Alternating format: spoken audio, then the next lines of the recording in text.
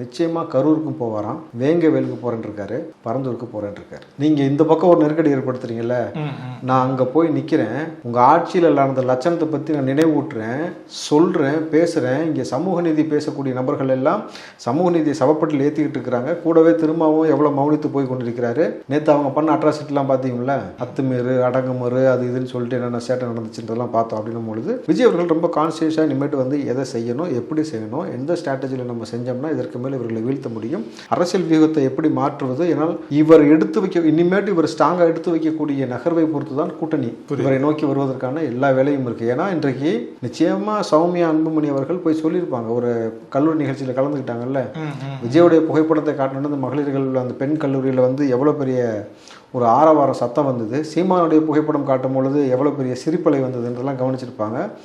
யாரோடு பயணப்படுவது இருக்கக்கூடிய பிற பொலிட்டிக்கல் அந்த கட்சிக்கும் வந்து ஒரு கூடுதல் பலமாக மாறும், ஓட் பேங்கிங் கிடைக்கும், அதிகாரத்தில் பகிர்வு கிடைக்கும்.